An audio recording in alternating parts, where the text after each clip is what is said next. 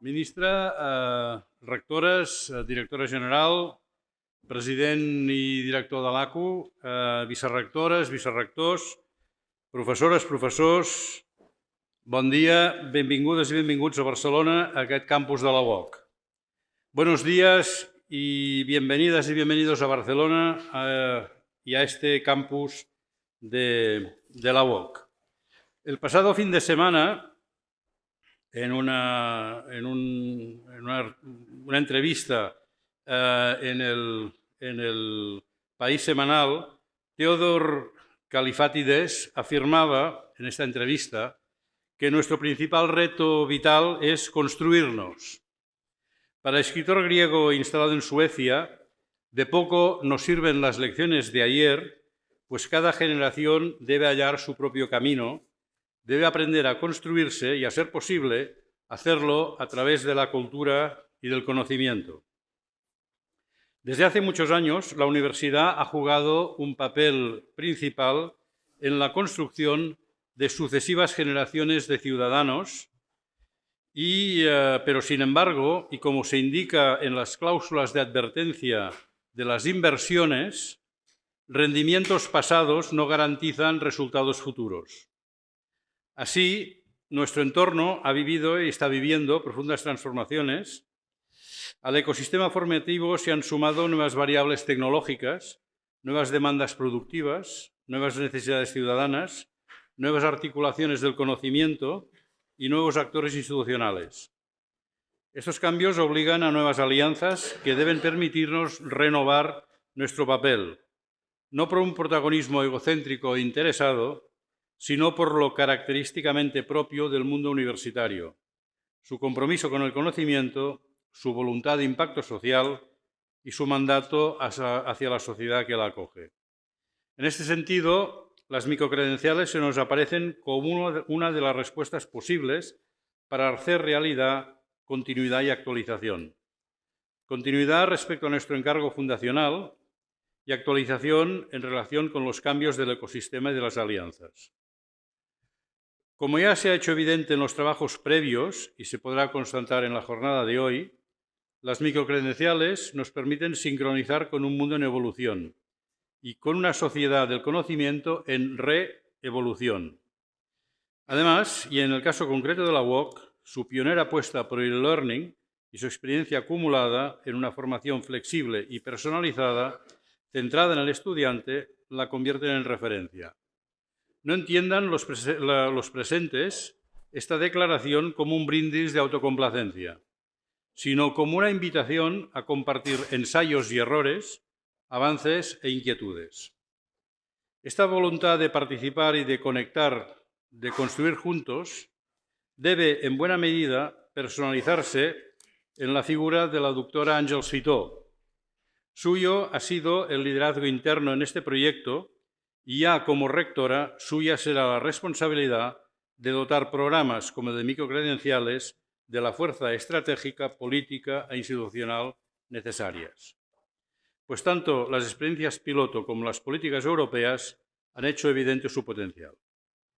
Por ello, si me permiten el atrevimiento, ministra, directora general, president de l'ACU, queremos ser partícipes, queremos ser la solución. Y parte de la solución, no la solución, parte de la solución. Y las microcredenciales son uno de los caminos posibles. Si la educación a lo largo de la vida ya se ha sentado como un nuevo paradigma que ha volteado premisas largamente establecidas, como la edad de formación, el contenido de las titulaciones o la organización universitaria, parece lógico que su impacto también se traslade a su certificación. Para ello son indispensables foros como el presente, donde los diferentes sectores implicados puedan acordar acciones futuras, donde el debate sobre su aplicación se acelere, donde se generen nuevos consensos y donde se trabaje para converger con el resto del espacio europeo. Volviendo a Kallifatides, Nuestro principal reto es construirnos. Las microcredenciales representan, en este sentido, un excelente punto de partida para construirnos, para construir un mejor mañana y para construirnos mejores. Muchas gracias, moltes gràcies.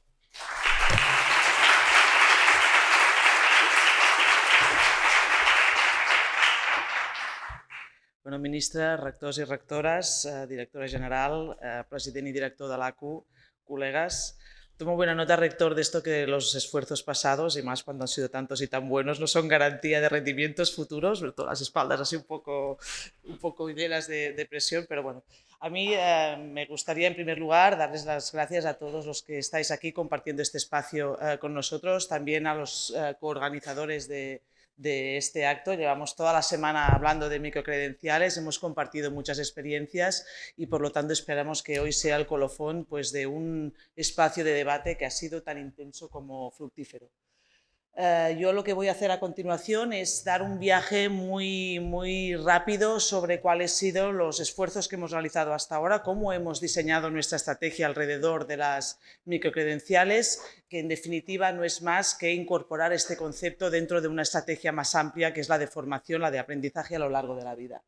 En este sentido, son tres elementos muy claros. Una breve mención al contexto en el que nos movemos, después cómo hemos formulado esta estrategia de aprendizaje a lo largo de la vida y finalmente unas reflexiones que también he ido haciendo sobre la marcha también a lo largo de esta semana en la cual hemos podido pues, aprender muchas cosas.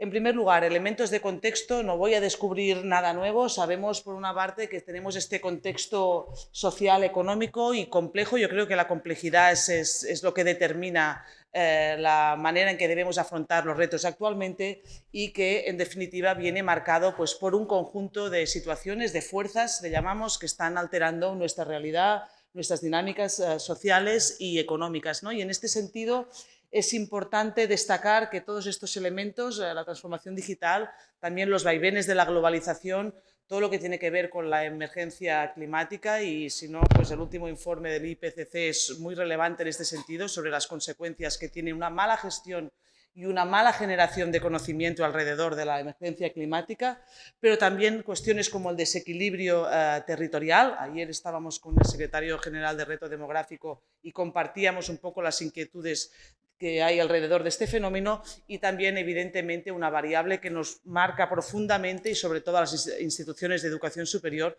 como es la evolución de la demografía. Esto nos cambia los nichos de ocupación, las competencias, las fórmulas de ocupación y sobre todo también un aspecto muy destacado como es la complementariedad que debemos generar respecto a las nuevas tecnologías, una complementariedad que no solo tiene que ser eficiente, sino también transparente, ética y, en la medida de lo posible, que elimine el máximo de sesgos posibles. En segundo lugar, destacar, y esto fruto de la pandemia también creo que ha sido un punto de inflexión, el papel que juega la ciencia y la tecnología en este contexto de complejidad y cuando intentamos lograr soluciones complejas para retos muy complejos, ¿no? Y aquí querría destacar estas tres cuestiones. En primer lugar, cómo las nuevas generaciones tienen una relación absolutamente diferente con la tecnología que las generaciones anteriores. La tecnología empodera, por una parte, a la ciudadanía respecto a determinadas cuestiones, pero a su vez también la hace más vulnerable respecto a cuestiones como, pues lo sabemos, las fake news o los sesgos que puedan incorporar estas tecnologías. A su vez, estas tecnologías, no podríamos hacer una sesión de educación superior si no habláramos del chat GPT, pues también sabemos cómo la inteligencia artificial es una gran oportunidad pues, para redefinir estos engranajes de la educación. No solo el cómo trasladamos la educación, la hacemos más accesible, más inclusiva, a su vez cómo nos ayuda pues, a certificar, a personalizar, a capilarizar, a flexibilizar, sino también cómo debemos de modificar qué es lo que enseñamos a hacer a las personas, cuáles son las competencias que tienen que desarrollar en un contexto donde la tecnología hace parte del trabajo cognitivo que veníamos haciendo hasta ahora. Y por último, la gran cantidad de conocimiento que necesitamos en un contexto donde hay este proceso de desregulación de la información. Nosotros analizamos constantemente estas tendencias del nuevo estudiante, vemos que cada vez la diferencia intergeneracional es más amplia. Esto para una universidad como la nuestra, donde en una aula podemos tener estudiantes de 20 a 30, 40, 50 o 60 años, es muy significativo. Vemos también cómo este uso intensivo de la tecnología, en este estudio, por ejemplo, dice que el 70% de las personas entre 15 y 30 años consumen básicamente desde el móvil y cómo esto impacta directamente en la capacidad de atención y después también en cuestiones que afectan pues, al bienestar emocional y, por lo tanto, cómo tenemos que estar también atentos a no generar pues, una sobreexposición a los contenidos digitales. Esto como ejemplo. Y finalmente, cómo se reubica la universidad en este contexto, ¿no? Una reubicación que deberemos de realizar periódicamente, ¿no? Esta idea de que tenemos que monitorizar qué es lo que pasa en nuestro entorno y reflexionar de manera prospectiva y continuamente cuál es el rol que debemos ocupar. En este sentido, sabemos que existen muchos actores nuevos, sobre todo en el ámbito de la formación continua, pero también sabemos que nuestra única misión es la de transferir, intercambiar, catalizar conocimiento en favor del progreso. Y aquí ocupamos una posición privilegiada y fundamental. Primero, porque como agentes de conexión de conocimiento se nos presume neutralidad, se nos presume legitimidad y, por lo tanto, somos quien mejor puede, en este caso, hacer de catalizadores de conocimiento. Y la segunda gran consecuencia es esta nueva y masiva necesidad de formación a lo largo de la vida, para adaptarse a la tecnología, para gestionar la transición climática que debemos realizar, y ante estas nuevas y masivas necesidades de formación se precisa una respuesta sistémica. Nos decía Sanjay Sharma que debemos de dotar de valor las aulas y convertirlas en las universidades en un espacio de acción, creación e impacto. Esto es lo que nos hace diferente a otros actores que están actuando en el ámbito de la formación. Esto es lo que debemos de realizar desde las universidades. Y en este sentido, ¿cuál es la estrategia que hace ya años que venimos trabajando desde la UOC para poder abordar esta cuestión del aprendizaje a lo largo de la vida? Se puede sintetizar con esta idea de que estamos intentando conectar de manera distinta al individuo, al portafolio de programas y al entorno, léase mercado de trabajo, pero no únicamente. En este sentido, en cuanto al portafolio, en cuanto a este primer vértice de este triángulo, la idea es pasar de esta concepción fragmentada en ciclos, pensada básicamente para estudiantes de primera titulación y de primer empleo, hacia esta idea de trayectorias continuas, ¿no? Perdón. Vale, sí. Nosotros, por la experiencia que tenemos como universidad que forma a lo largo de la vida, nos damos cuenta que nuestros estudiantes siguen trayectorias absolutamente antiintuitivas. Cuando llegan a la UOC tienen unas perspectivas profesionales a veces difusas, pero es que además durante su vida personal y profesional y formativa previa han realizado saltos desde distintas disciplinas y distintos niveles de formación. Por lo tanto, esta idea de favorecer la formulación de itinerarios abiertos es fundamental cuando estamos tratando con personas que ya vienen de itinerarios abiertos y que cuando proyectan hacia adelante también quieren sacar provecho de todas las competencias que han ido acumulando. Por lo tanto, hablamos de reconocimiento, de trazabilidad y también de complementariedad. Y después una cuestión también muy importante es que cada vez la formación continua es más un servicio de acompañamiento que no un catálogo de productos. Por lo tanto, a mayor personalización, mayor flexibilidad, mayor necesidad de acompañamiento. Un acompañamiento que debe ser consciente y que debe promover este progreso personal y profesional. Este es solo un ejemplo del mapa de itinerarios que en la UOC hemos organizado, también a tenor del famoso Real Decreto 822, ¿vale? Que nos condiciona también este marco, este tablón de juego en el que nuestros estudiantes se pueden ir moviendo y donde vemos que tenemos muchos estudiantes que nos vienen de los ciclos formativos, casi entre un 35 y un 40% de los estudiantes, depende de la disciplina, pero también tenemos estudiantes de grado que quieren hacer el paso al lado y pasar al ámbito de la formación profesional, quizá para llegar al mercado de trabajo de manera más rápida. Por lo tanto, esta idea de trazabilidad pero apilabilidad es un concepto que hemos trabajado y que hemos hecho transparente para nuestro estudiante en los últimos años. En cuanto a la persona, el segundo elemento de este triángulo, teniendo en cuenta pues, que estamos formando pues, a 90.000 estudiantes y que tenemos 100.000 alumni, necesariamente si les queremos acompañar en este proceso de progreso personal y profesional, necesariamente tenemos que abordar un proceso de empoderamiento. Por lo tanto, lo que estamos trabajando es cómo dotar a las personas de las herramientas necesarias para que sepan tomar las decisiones en este contexto de complejidad y de incertidumbre. Por lo tanto, pasamos de un concepto de orientación individual selectiva, esta idea de un orientador para una persona, a un proceso de orientación masiva. Siempre bajo esta idea de que frente a titulares a veces catastróficos, ¿no? De que el World Economic Forum nos dice que el 40% de las personas van a perder el empleo en los próximos años. Nosotros hacemos una lectura, podríamos decir, horizontal de este tipo de mensajes, entendiendo que a cada uno de nosotros hay ciertas competencias que necesitan reciclaje y, por lo tanto, tenemos que ser capaces de identificar qué parte de nosotros mismos necesita complementarse con nuevas competencias. Por lo tanto, es esta idea de utilizar las grandes bases de datos que hay sobre el mercado de trabajo. Hoy hay grandes bases de datos. Hace 5 años o 10 años no existían porque ya lo intentamos y no nos salió bien. Ahora sí que las tenemos y por lo tanto debemos aprovecharlas y ponerlas al servicio de este asesoramiento masivo de las personas. ¿Cómo lo hacemos? Lo hacemos mediante 2 estrategias distintas. La primera de ellas es consolidar una cadena de conocimiento dentro de la institución que va del mercado de trabajo al estudiante.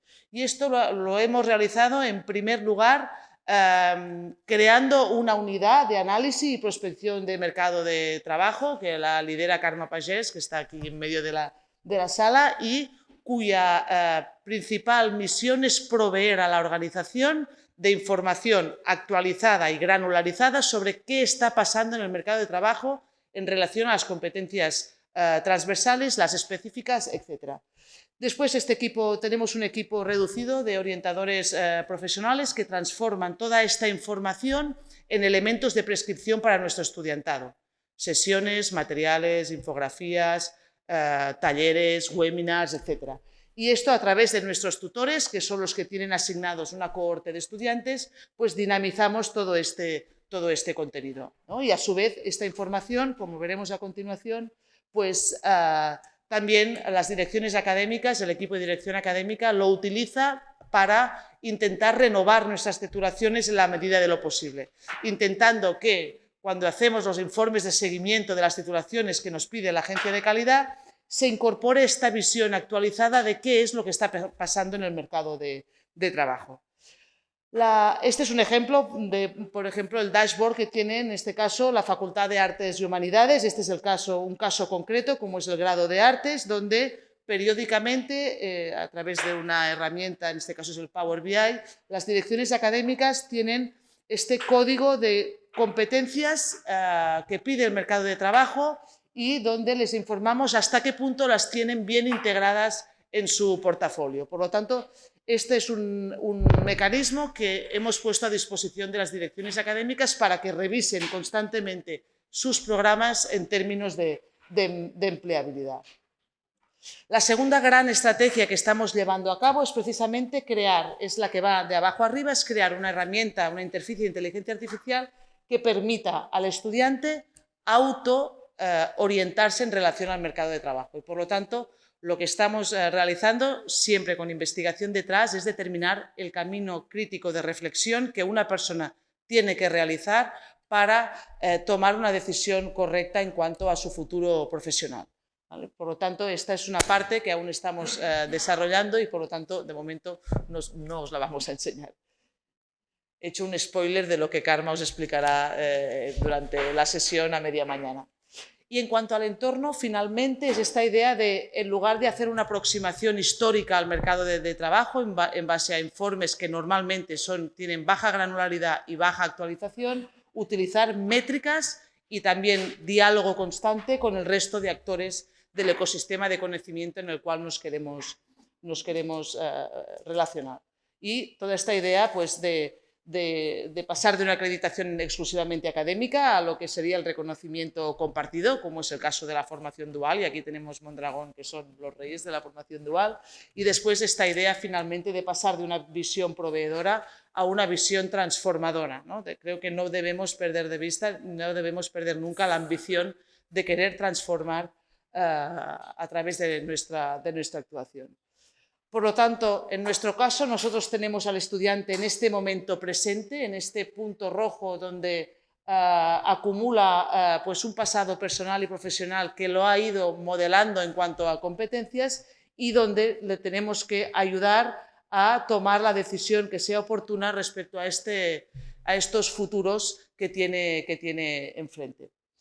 Y aquí me gusta destacar esta frase de un documento de la European Universities Association que hace referencia a esta idea de que debemos empujar a nuestro estudiantado a que haga constantemente este proceso de autorreflexión, ¿no? Este proceso de empoderamiento que lo que contribuye precisamente es a su capacitación para poder desenvolverse personal y profesionalmente en este entorno complejo. Y finalmente, solo tres premisas, ¿no? Hay 3 pilares y 3 premisas. La primera de ellas es la tecnología, y aquí tenemos nuestro responsable de tecnología. Sabemos que para que la conexión sea sistémica y escalable necesitamos la tecnología, pero una tecnología que también nos tiene que servir para dar acceso, para dar inclusividad, para certificar, para personalizar, para trazar, pero que además sea segura, ética y libre de cualquier tipo de sesgo. El segundo factor que para nosotros es clave es la investigación.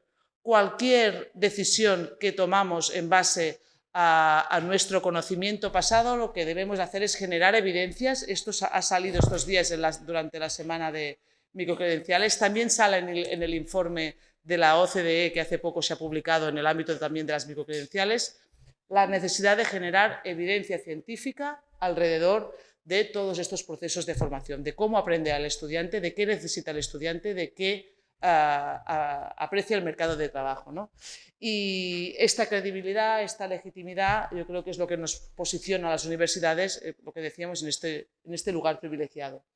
Y por último, y creo que esto me servirá para introducir la mesa redonda que vendrá después, el tercer factor clave, ¿no? Para abordar estos 3 grandes retos que tiene la educación, el espacio europeo de educación superior, son las alianzas, ¿no? Y aquí pues, hay una imagen de nuestra propuesta de alianza europea OpenEU que agrupa a las principales universidades online de Europa, ¿no? Esta idea de alianzas, así es como hemos querido titular la sesión y, por lo tanto, tercer elemento clave para poder montar todo este ecosistema. Y finalmente, muy breve, unas reflexiones finales que se han ido construyendo a medida que avanzaba esta semana dedicada a las microcredenciales. La primera de ellas es que hay una expectativa creciente respecto al rol que debemos de ejercer las universidades en este contexto de cambio y de necesidad masiva de formación a lo largo de la vida. Y esto es una oportunidad, pero es una amenaza, porque o cumplimos las expectativas o el rol que hemos venido ejerciendo hasta ahora como ascensor social podría estar en riesgo. La segunda gran también reflexión o conclusión es que existen cuestiones vinculadas al diseño, a la organización y a las acciones que emprendemos como universidad, qué estrategia tenemos frente a esta necesidad de aprendizaje a lo largo de la vida, que condicionan, influyen en la inserción de nuestros titulados, pero no en exclusiva, ¿eh? No somos los culpables únicos de que haya un desencaje entre oferta y demanda de competencias. Hay muchos factores que inciden en la inserción laboral, pero nosotros podemos contribuir a mejorarla.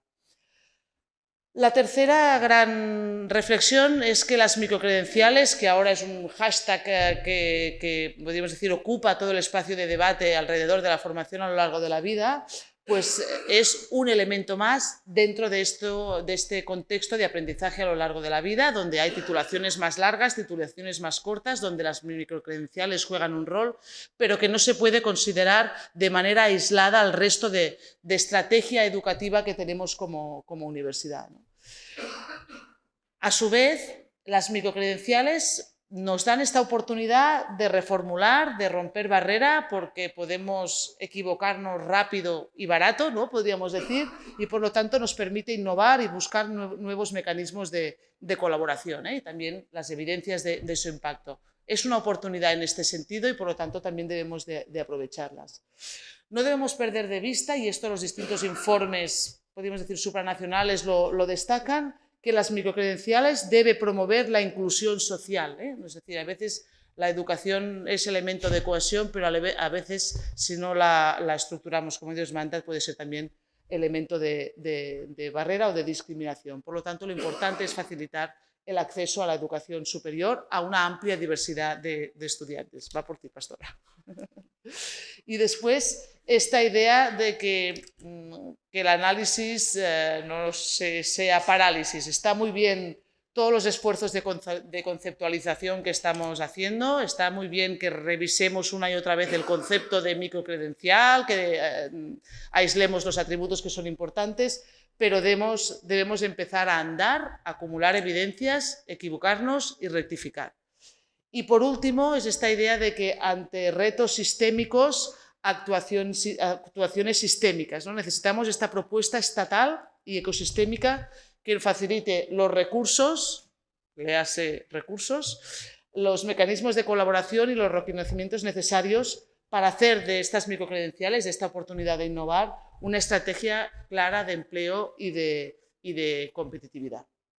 Y para cualquier cuestión, aquí estoy. Gracias.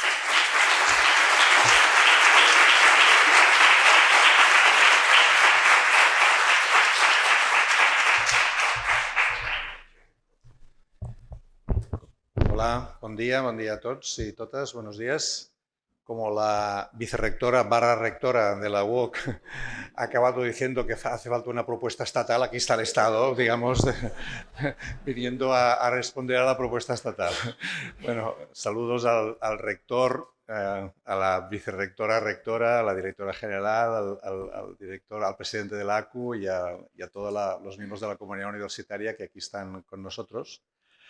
Muy brevemente, porque creo que la ventaja de que la doctora Fito nos ha presentado, digamos, este elemento de diagnóstico y de situación general, pues ya me ahorra muchos elementos que podría introducir, ¿no? Creo que es evidente que, digamos, cuando hablamos de formación a lo largo de la vida y vemos lo que las universidades han cumplido históricamente y siguen cumpliendo en este tema, vemos que hay claramente un desajuste importante, ¿no? Es decir, seguimos bastante con la idea de que las universidades y en general la formación, ¿no? Nosotros nos dedicamos a los adolescentes. Evidentemente la UOC y la UNED son otra cosa, ¿no? Pero en general, digamos, la hipótesis es que nosotros nos dedicamos a los adolescentes. Si miramos entre 18 y 29 años, es el 95% de los estudiantes de toda España, ¿no? Entre 18 y 29 años, incorporando grado y posgrado. Por lo tanto, realmente es obvio que esto, digamos, no encaja ni con la evolución demográfica de los próximos años, ¿no? En donde este sector, digamos, de la población va a bajar, ni encaja con las necesidades formativas que el cambio de época impone. Por lo tanto, esto está bastante claro, ¿no? Desde el punto de vista de estructura, también tenemos, ¿no? Me acuerdo que una empresa importante de este país, que está en Martorell, no diré el nombre, pues fue a la Universidad Politécnica de Cataluña a preguntarles cómo podían abordar, digamos, este tema, ¿no? Y dijeron, tenemos grado, posgrado y doctorado. Hombre, algo más cortito no estaría bien, ¿no? Y que pudiéramos hacerlo conjuntamente y que pudiéramos, ¿no?, trabajar. Y yo, evidentemente, la Politécnica está respondiendo también a esto. Lo digo en relación porque acabo de visitar la fábrica de la SEAT el otro día y, digamos, hablé con ellos de doctorados industriales y de microcredenciales y realmente, digamos, el interés es enorme, ¿no? Por lo tanto, yo creo que en este sentido es obvio que las indicaciones que recibimos del entorno y las indicaciones que recibimos de algo que ya no podemos considerar política exterior, sino que es Europa como política interior, ¿no? La política europea de educación superior es política interior. En este caso, pues es obvio que están apuntando claramente a este tema, la cumbre de Oporto que aquí se citaba, los documentos recientes de microcredenciales, etcétera, etcétera. No voy a alargarme porque creo que esto está claro. Desde el punto de vista de lo que vamos a hacer, bueno, tanto el decreto que se ha comentado antes como la LOSU recoge de manera clara y constante en la LOSU que se publicó ayer en el BOE, lo digo por si alguien no lo sabía, se publicó ayer en el BOE y entra en vigor el 12 de abril, también aviso para navegantes. Entonces, la abundancia de citas que se hace en la exposición de motivos y en el articulado de microcredenciales apunta que este es un tema importante. Vamos a conseguir una financiación, creo, relevante para lanzar este tema en el periodo 24-26, ¿no? Va a salir en mayo, si todo va bien, a finales de mayo, la convocatoria de este dinero semilla, por así decirlo, ¿no? Que lo que apunta es a que las universidades pueden experimentar, en la línea que decía la vicerrectora antes, pueden experimentar, podamos equivocarnos, podamos aprender y podamos buscar también en este sentido nuevas iniciativas. Es evidente también que es muy importante, y voy acabando, que no confundamos esta oportunidad con la confusión entre plantear el tema desde la oferta, ¿no? Una microcredencial, vamos a buscar 3 o 4 profesores que no sabemos muy bien qué hacen y les vamos a decir que ofrezcan una microcredencial. No se trata de esto, ¿no? Se trata de precisamente lo contrario, ¿no? De intentar trabajar desde la lógica de la demanda. Por lo tanto, el dinero que también vamos a incorporar en esta convocatoria, una parte se va a dedicar a gestión y una parte a intermediación. O sea que habrá, digamos, personas que puedan ayudar a las universidades a buscar qué aspectos de la demanda están sin cubrir, que pueden evidentemente tener trazos muy tecnológicos, todos los imaginamos, pero también no deberíamos descuidar, porque esto es otro de los elementos que la Unión Europea subraya, las universidades, dice, son el faro que proyecta en el mundo los valores europeos, ¿no? Y los valores europeos precisamente tienen elementos de carácter humanístico, digamos, social, de carácter ético, que son muy relevantes en este cambio, ¿no? Por tanto, no imaginemos solamente que estamos hablando de microcredenciales de carácter tecnológico digital puro, sino que estamos hablando de toda la complejidad que esto implica, ¿no? Por tanto, este aspecto lo quería remarcar. Vamos a hacer con el Consejo Económico y Social un curso de la UIM en Santander, precisamente, ¿no? Intentando trabajar con esta idea, ¿no? de la intermediación y de detección de las necesidades, donde el Consejo Económico y Social va a incorporar pues, a la COE, a las cámaras de comercio, a sindicatos, a ONG, precisamente para seguir trabajando en esta idea de reforzar esta cuestión y en este sentido creemos que es importante remarcar este elemento, ¿no? Y finalmente, comentaros que la voluntad del Ministerio, en este sentido, junto evidentemente con las comunidades autónomas, es porque esos recursos se canalizarán a través de las comunidades autónomas, ¿no? Y por tanto, digamos, las comunidades autónomas estarán implicadas también en este tema, requieren un abordaje, y quisiera subrayar un abordaje de este tipo experimental, ¿no? De aprendizaje. Sin miedo de alguna manera a equivocarnos, ¿no? Como ya se ha dicho, ¿no? Sino intentar aprender de esta experiencia, ¿no? Lo digo porque a veces se nos dice, no precisamente desde aquí, ¿no? Pero se nos dice en algunos casos, deberíais regular más claramente qué queréis. No, es que precisamente no queremos regular esto, sino que queremos probar y experimentar, ¿no? Y esto me parece que es significativo y con esto quisiera acabar y ánimos, ¿no? Gracias.